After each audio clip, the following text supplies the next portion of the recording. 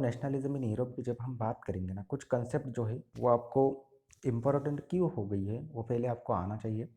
पहले हम बात करेंगे स्टेट और कंट्री की। आप या तो स्टेट बोलिए या कंट्री बोलिए, ओके। फॉर एग्जांपल इंडिया जो है, इन द वर्ल्ड की हम बात करेंगे ना, इंडिया क्या करती है, वन काइंड ऑफ रिप्रेजेंट करती है क्या, स्टेट को। आप इंडिया को स्टेट बोलिए या कंट्री बोलिए। देन सेकंड वाला पॉइंट है नेशन का, थर्ड नंबर का है नेशन स्टेट का, और फोर्थ नंबर का है नेशनलिज्म का।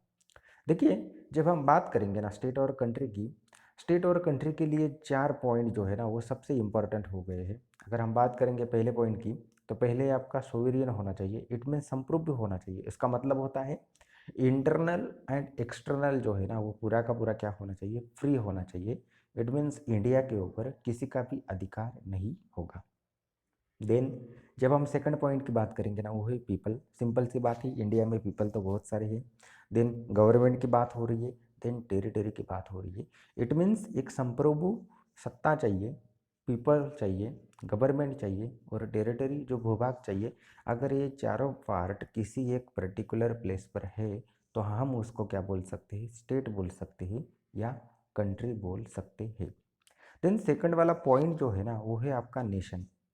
देखिए, नेशन आप किसे बोलेंगे, नेशन में एक ओनली वन क्या होती है, आइडेंटिटी होती है। फॉर एग्जांपल, किसी एक पर्टिकुलर देश जो है ना, राष्ट्र जो है उसका जन्म अगर रिलीजन के आधार पर होगा, कल्चर के आधार पर होगा, हिस्ट्री के आधार पर होगा, it means only one identity है ना वो होनी चाहिए। चाहे वो आइडेंटिटी कुछ भी हो, तभी हम उसको क्या बोल सकते हैं, नेशन बोल सकते हैं। फॉर एग्जाम्पल, पाकिस्तान जो है ना, पाकिस्तान का फॉर्मेशन किसके आधार पर हुआ है, रिलीजियन के आधार पर हुआ है, उसको हम क्या बोल सकते हैं, नेशन बोल सकते हैं। लेकिन अब वर्ल्ड में कोई भी जो राष्ट्र जो है ना, इट मीन्स कोई भी पर्टिकुलर देश जो है वो अब नेशन नहीं रहा है। सब भी में क्या मिलता है हमें, स्टेट या कंट्री मिलती है, क्योंकि कोई भी नेशन में एक आइडेंटिटी हमें दिखाई नहीं देती है।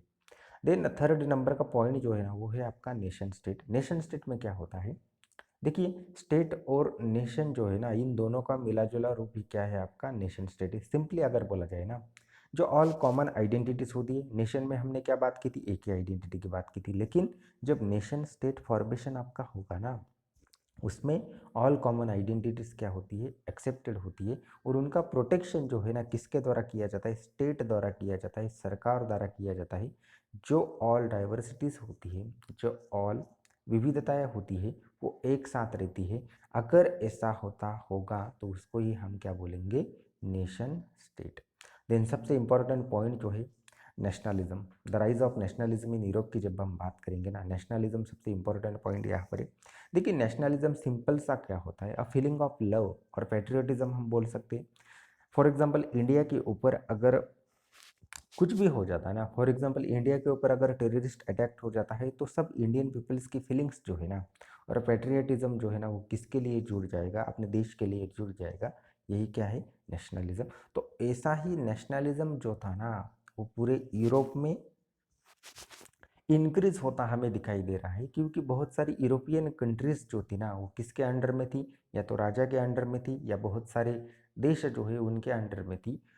उन पर्टिकुलर कंट्रियों को एज अ सेपरेट स्टेट बनाने के लिए, सेपरेट नेशन बनाने के लिए नेशनलिज्म की आइडियोलॉजी जो है वो सबसे इम्पोर्टेंट काम यहाँ पर करती हुई हमें दिखाई देती है। Thank you.